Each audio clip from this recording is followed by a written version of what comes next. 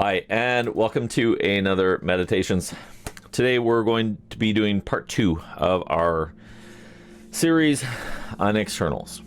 Last time we took a look at what exactly externals are, how the Stoics view them, and we had a practical exercise that kind of digging more into these externals. What should be our response to these things? Why do they stir us up? Why do they trigger us? Where did we get these ideas from, these judgments, these opinions about external events? We used the example of someone cutting us off in traffic, and we're going to be continuing with that analogy to kind of help illustrate how our choices, our opinions, our thoughts feed into our response.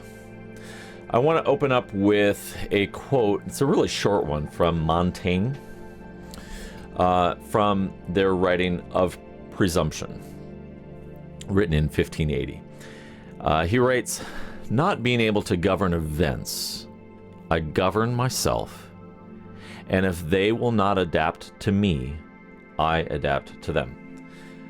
That is a fantastic sentiment. The idea of that these external events, I'm not going to be able to, if they won't bend or if they won't cave into the way I think things should play out, then I'm going to have to adapt. I'm the one that has to change, to bend, to find a way through or find a way to adapt to these external circumstances. So what exactly is within our control?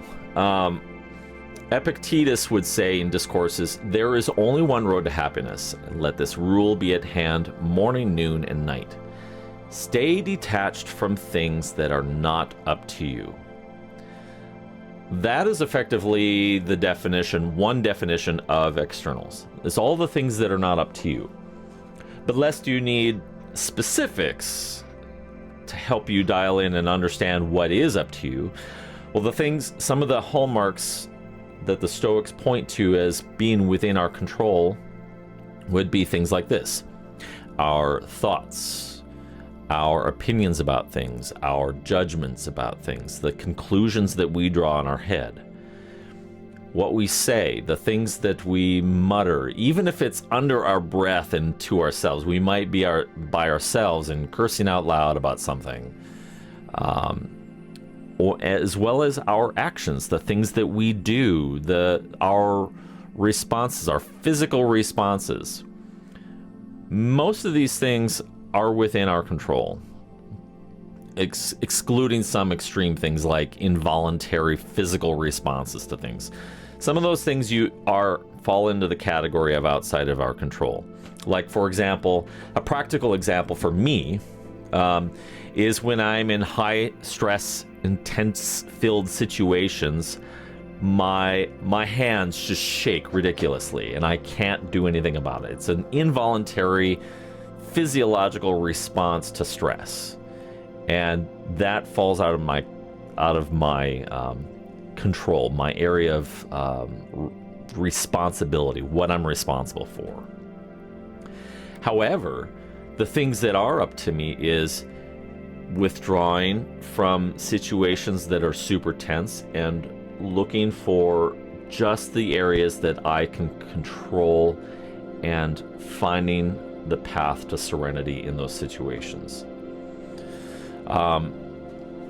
Using our example of our inconsiderate driver, you might think about, okay, how can I better respond in these situations when I'm cut off or someone does something really offensive in traffic to me or around me? Maybe you've got some hoser blitzing down, rolling coal on all of you, or maybe they're cutting you off, or maybe they're blaring really loud music. All of those things are extremely out of your control. You can't do anything much about them. But what you can do is you can start steering your attention towards, all right, when you see those situations, first, stop to try and observe and get a better understanding. And sometimes you just don't have that luxury. in those situations, you just gotta kind of throw your hands up in the air. Well, I can't do anything about this. What I can do about this, what I can control in response to this, is what I think about this situation. Or maybe I just try not to think about it at all, and maybe I try and steer my attention to something more productive or more thoughtful. You can also change your opinion about it. You can think that, in fact, Marcus Aurelius has a fantastic quote. It's longer than I normally like to share, but this whole thing is so good that I think it helps illustrate how one can change one's own opinion or judgment about a situation by simply looking at it from a different lens and a different framework of understanding, instead of the typical snap judgments that we have in response to things. Marcus Aurelius writes in Meditations 2, verse 1, "At the start of the day, tell yourself, I shall meet with people who are officious, ungrateful, abusive, treacherous, malicious, and selfish.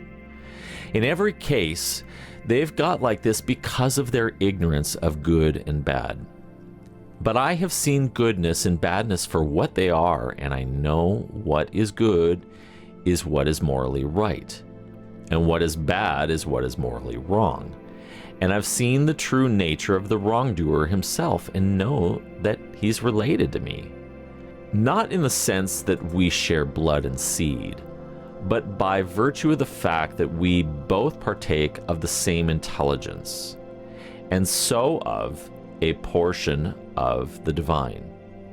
None of them can harm me anyway, because none of them can infect me with immorality. Nor can I become angry with someone who is related to me or hate him because we were born to work together, like feet or hands or eyelids, like the rows of upper and lower teeth. To work against each other is therefore unnatural, and anger and rejection count as working against." That is a really loaded reflection of his, and very mature, and reflects the kind of time in life and the experiences that Marcus Aurelius has been subjected to as a Roman emperor.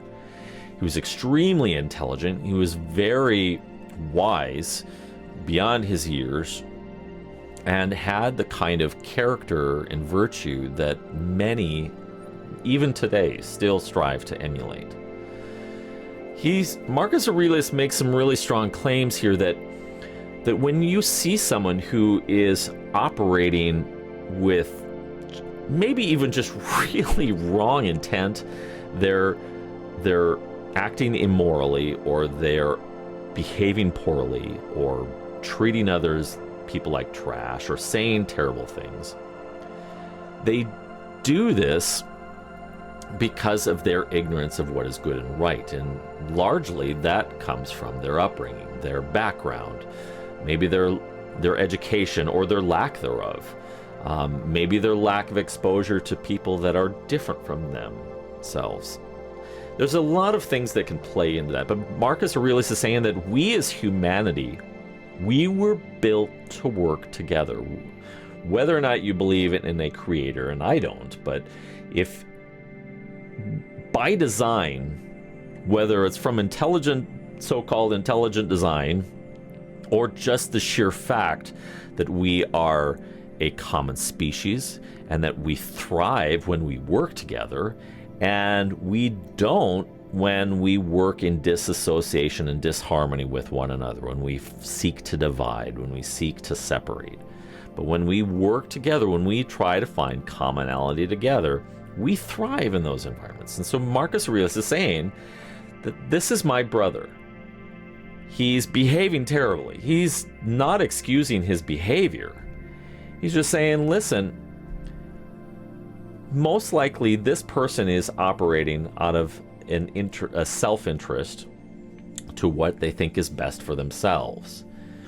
But that's it could be informed by terrible parentage, or an upbringing of violence, or maybe they've had to do so many things for survival or whatever. It could be a whole myriad of things. Those things are all completely not up to you. But they do inform other people's behaviors, just as your own actions, your own thoughts, your own speech has been informed by your past, your upbringing, the friends you had in school, the bullies you had in school, even the school itself, and a whole other myriad of things have all contributed to what you think, what you believe, and how you act. So Marcus Aurelius is just trying to make the case here that, you know what? Don't be bothered by these things. Don't be bothered by, you're going to meet and come across these sorts of people. The inconsiderate driver, as our illustration.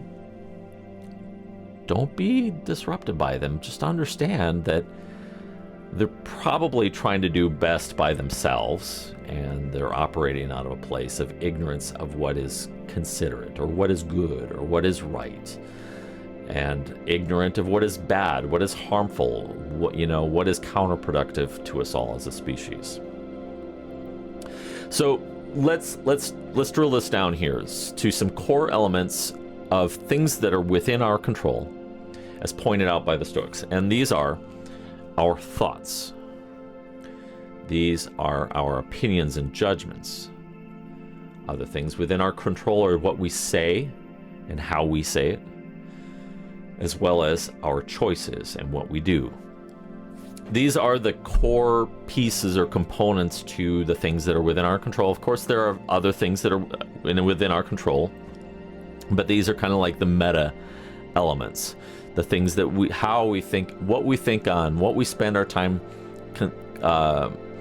meditating upon. In fact, this is where meditation comes in as a great complementary practice with studying and practicing the philosophy of Stoicism, is working to help control and guide our thinking. Remembering that our opinions and our judgments, these ideas that we formulate in our heads, is also a meta element where the specifics about what we think, those can all be altered. We can change our perspective on things. And in fact, it's very healthy to. If you go through life without hoping not to change your thoughts or your ideas and not further evolve, well, you're sentencing yourself to death, a quicker death. Maybe not physically, but mentally you are putting yourself in disharmony with the way the universe works.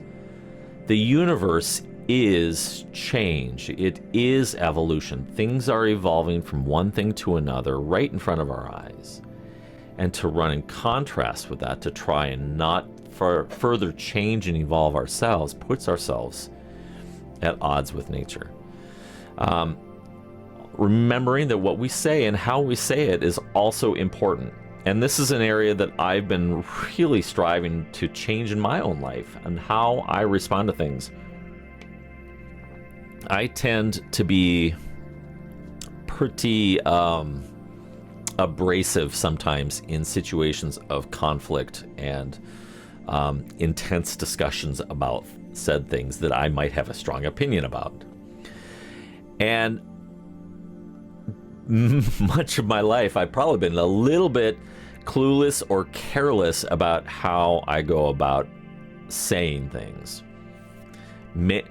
But anyways, I've been putting more effort into trying to say things in a more, in a way that's not going to ruffle feathers as much. Still speaking the truth and when situations call for it, but trying to be considerate about how these things are received as well, including the tone of voice, the volume that I use. These things are up to us. Sometimes they take time and effort to refine. It's natural. I wouldn't expect it to be any other way.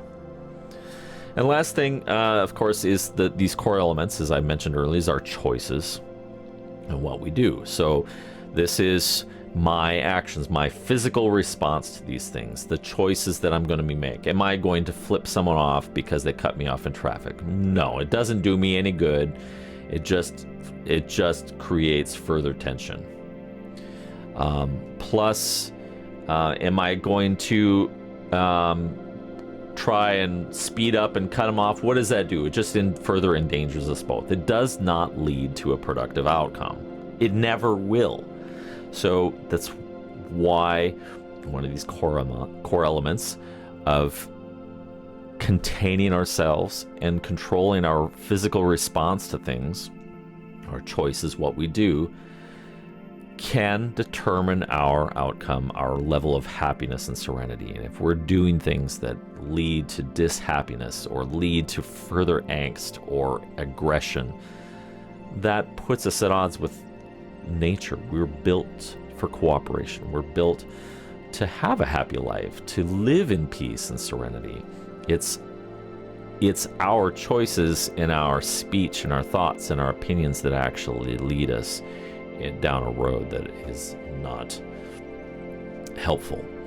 Well, using the examples of the inconsiderate driver, I want us to look at these core elements and ask ourselves these following questions. So this is our practical application for externals and focusing just on the things within our control. First set of questions. What are my thoughts about this person or the situation? So we can use the example of our inconsiderate driver, or you can use something more personal to your life. Think about that person or that situation, and how are they helpful to me? How are these thoughts about this person, about the situation, how are those thoughts helpful to me? Are they helpful at all? Then ask yourself, how are they harmful to me? Do they tend to stir me up and trigger me? So think about your response to things, your thoughts, the thoughts you have about situations, about people. How are those thoughts helpful? How are they harmful? What are they, and how do you tend to respond to those types of thoughts? Next, ask yourself, what opinions and judgments have I typically had about persons or situations like this? What have been your default opinions and judgments about them? Where did I acquire that opinion or judgment? How did I acquire it? Is this an opinion or a judgment that I can change by considering other possibilities, perspectives, or observations? So think about that. Like, how did these opinions that you acquired, where did they come from? Did they come from your parents? Did they come from your upbringing? Did they come from your social circles?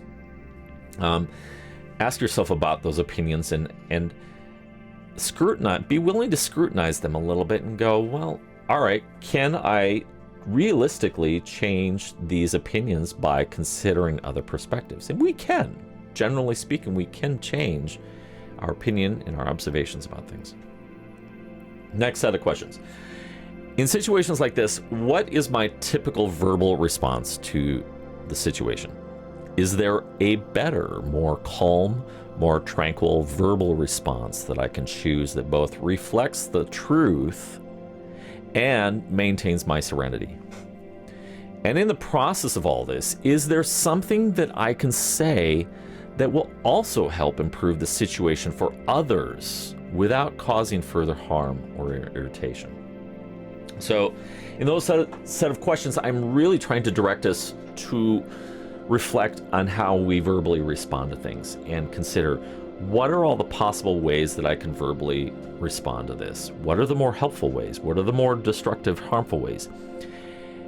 And in light of choosing verbal responses that are more helpful for us, how can we also verbally respond in ways that are helpful for other people? So if we've got kids in the car, what are some useful and constructive ways? Say, maybe like, wow, I really feel bad for that person in their situation. I have no idea what's going on, but oh man, it must be terrible being subjected to situations where when you have to act out when you act out in those ways. And maybe using them as illustrative moments of, for like a teaching moment for your kids. You know, this is why we try and practice safe driving and being considerate, as a considerate road, you know, sharing the road with one another, because, you know, if we're being more considerate and kind on the road and safe, there's a lot less likelihood for accidents or road rage or other situations that are just completely hurtful or counterproductive. Lastly, I want us to consider, what is my typical action or choices that I make in these situations? Are they helping me or harming me?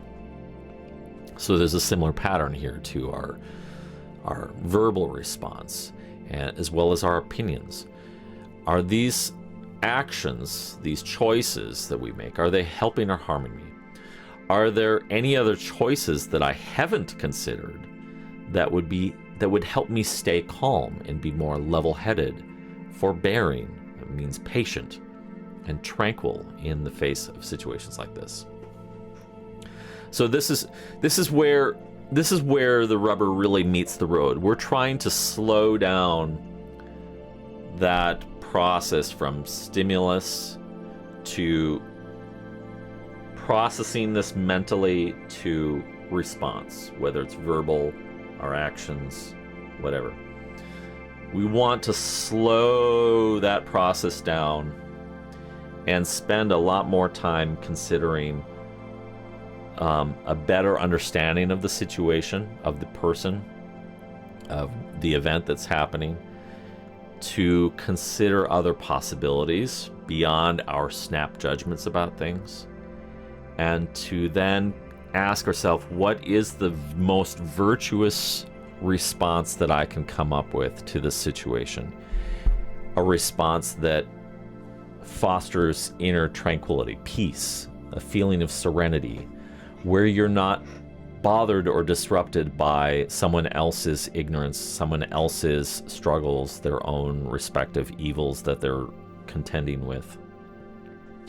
What is something that I can do and say that will foster that peace for myself, and in turn bring peace and serenity to other people as well? Because that is the ultimate aim of Stoicism, is not just for the refinement of self for that sake, but refining and ordering and pursuing wisdom and virtue for the sake of all of humanity, for the people that are around us, the people in our communities, the people in our countries, in the world, treating other people with dignity, with respect, with patience, kindness, and helping our species evolve towards a state that is more cooperative with one another.